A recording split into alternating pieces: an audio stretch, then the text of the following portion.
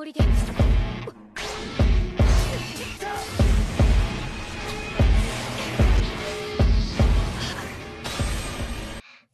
kita menuju ke alur cerita anime kali ini, pastikan kalian sudah menonton part sebelumnya.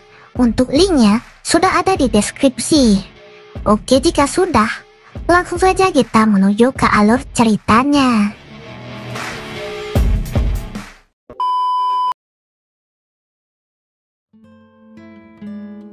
Lanjut cerita, kita diperlihatkan Leo yang berbincang dengan Juliet, anak dari Jenderal Edward.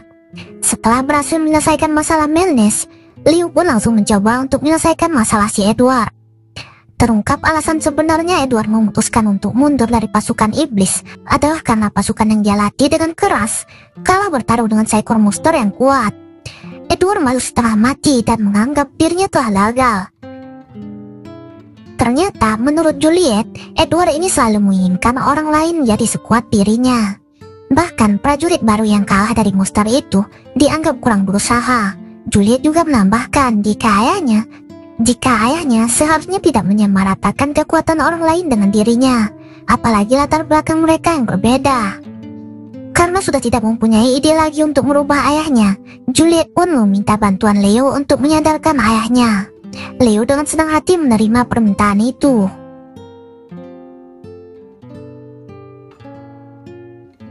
Kemudian di kamarnya Leo pun memutar otak untuk menyadarkan Edward dan membuat dia berubah pikiran. Leo pun langsung teringat dengan laporan Lily yang baru saja dia dapatkan. Di situ Lily menggambarkan robot putih yang besar dan sangat keras. Dan ternyata gambar robot yang digambarkan Lily itu adalah sebuah senjata peninggalan kuno yang ditemukan oleh pekerja tambang belum lama ini. Leo pun langsung menyadari robot ini adalah senjata terlarang yang sangat kuat. Robot ini bernama mesin golem. Dibuat oleh manusia di akhir zaman mesin untuk mengalahkan para iblis kelas atas dan raja iblis yang masih muda. Dan dengan mesin golem ini, Leo punya rencana khusus untuk Edward.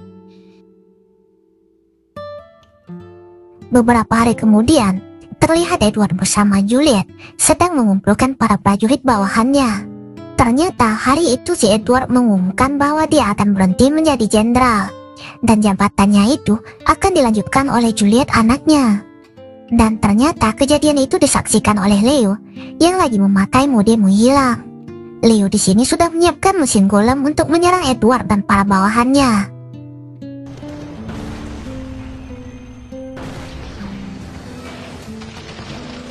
Edward yang melihat adanya robot yang menyerang camp latihan mereka langsung menyuruh bawahannya untuk menyerang balik.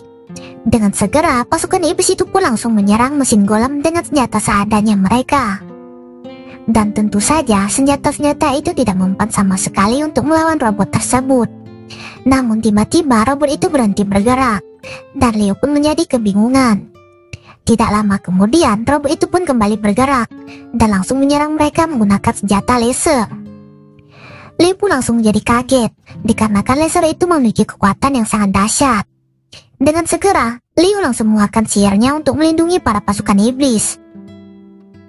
Dan ternyata pelindung robot itu sudah hangus. Ia membuat sistem keamanan robot itu rusak dan lepas kendali.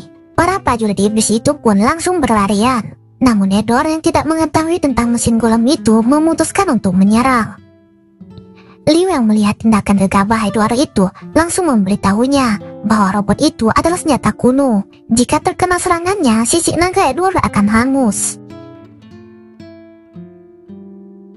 Dan setelah Leo memberitahukan cara mengalahkan robot itu, Edward pun langsung menghadapinya dengan susah payah. Dan Leo yang berada di samping Edward terus memberikan instruksi sambil marah-marah. Persis seperti Edward yang memarahi bawahannya saat menghadapi monster kemarin. Tampaknya Leo ini ingin memberitahukan Edward cara melatih bawahannya kemarin itu adalah salah. Karena terus dimarahi oleh Leo, Edward pun mengatakan mungkin bagi Leo melawan robot seperti itu hal yang biasa, namun tidak baginya. Mendengar perkataan itu, Leo pun langsung tersenyum. Tampaknya itulah kata-kata yang ingin dia dengar dari Edward. Kata-kata sama yang selalu Edward teriakkan kepada para bawahannya. Setelah itu, Leo memberi kode kepada Juliet. Juliet yang melihat kode dari Leo itu pun langsung paham. Dengan segera, Juliet memberitahukan kelemahan robot itu kepada ayahnya. Edward pun menuruti perkataan mereka dengan menusuk perut bagian kanan robot itu. Dan berkat tusukan itu, mesin golem pun berhasil dikalahkan.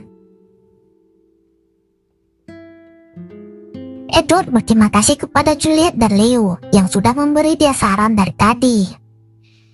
Namun tiba-tiba, Leo melihat mesin golem mengeluarkan suara mirip sirine. Curiga jika itu adalah sinyal darurat dari robot tersebut, dia pun langsung mengecek keadaan pertambangan. Dan benar saja, dari dalam bebatuan muncul 3 lagi robot mesin golem yang tiba-tiba aktif. Namun Ekidona menghubungi Leo melewati telepati dan menyuruhnya untuk tidak khawatir. Ekidona meminta Leo untuk melanjutkan rencananya dan menyerahkan robot-robot di tambang itu kepadanya. Ekidona pun langsung mengeluarkan siar apinya untuk membumi hanguskan robot-robot itu.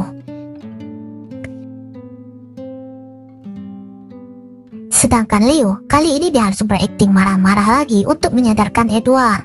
Dan Juliet ditugaskan untuk berakting membantu ayahnya agar tidak dimarahi. Juliet pun mengatakan untuk berhenti memarahi ayahnya karena ayahnya belum pernah menghadapi golem tadi. Jadi wajar jika dia tidak mengerti apa-apa saat pertama kali melawan musuh yang baru. Kita tidak boleh menganggap orang lain pasti bisa melakukan hal yang bisa kita lakukan. Kita perlu mengajari bawahan meski harus kecil apapun dari awal. Itulah yang paling penting. Walaupun Juliet mengatakan itu kepada Leo, namun isinya adalah sindiran untuk Edward.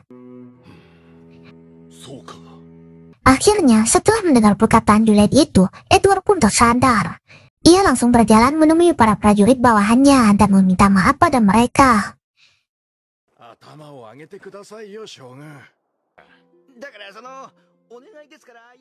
Juliet dan Leo yang melihat hal tersebut pun tersenyum puas karena rencana mereka telah berhasil dan sukses.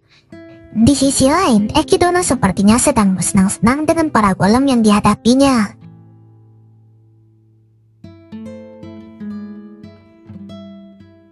Kemudian kita diperhatikan Leo yang serius membaca sebuah buku. Namun tiba-tiba Steina masuk ke kamarnya dan memberitahukan sebentar lagi akan ada pertemuan penting bersama Ekidona.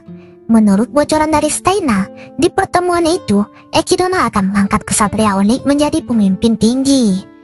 Steina pun kembali bertanya apa benar alasan bergabung ke pasukan iblis Leo yang sebelumnya itu adalah kebohongan.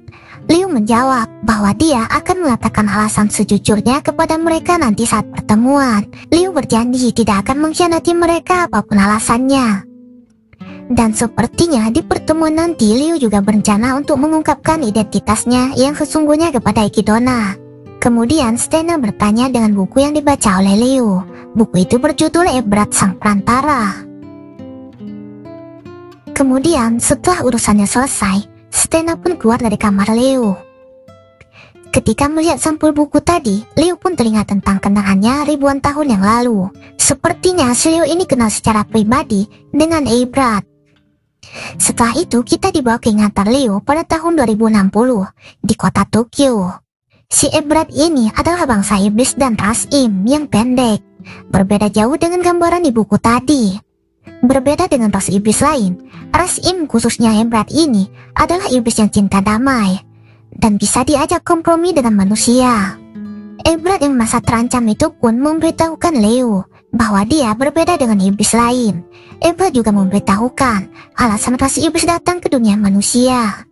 Ebrat memberitahukan bahwa mereka tidak berniat melakukan invasi ke dunia mereka.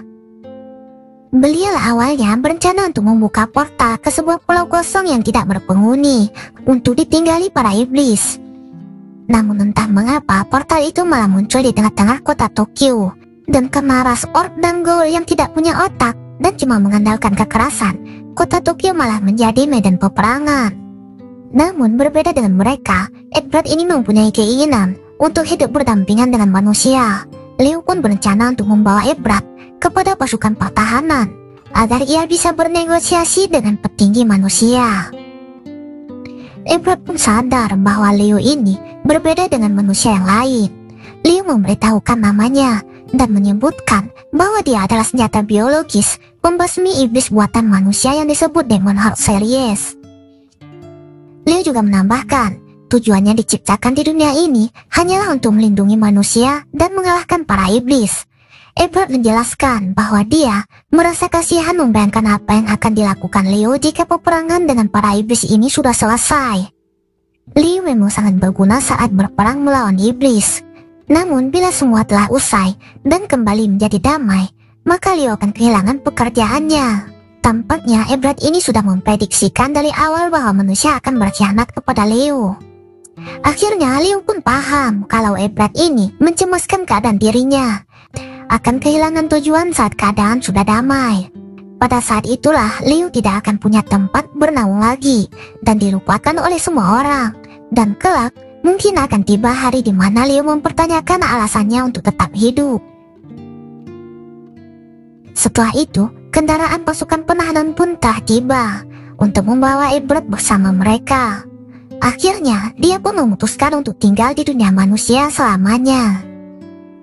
Namun walaupun begitu, ia akan berjuang keras agar perdamaian antara manusia dan bangsa iblis dapat tercipta dan mereka bisa hidup berdampingan. Dan di saat Ebrard dibawa oleh prajurit penahanan, dia kembali berteriak kepada Leo untuk menjalani kehidupan sesuai yang dirinya inginkan dan tidak lagi dikekang oleh orang lain. Kata-kata terakhir dari Ebrard itulah yang selama ini menjadi pedoman hidup Leo. Sehingga dikala manusia sudah melupakan dan mengkhianatinya, Leo pun tidak merasa sedih. Dan ternyata inilah saat-saat yang tepat untuk melaksanakan pesan terakhir dari Ebrard itu. Leo pun terlihat berjalan menuju ruangan Echidna untuk menghadiri pertemuan penting tersebut. Tampaknya inilah saat-saat Leo akan jujur dan mengungkapkan identitasnya di depan Echidna. Karena Leo sudah menemukan tujuan hidupnya yang baru, yaitu bergabung dan membantu pasukan iblis untuk mencapai tujuannya.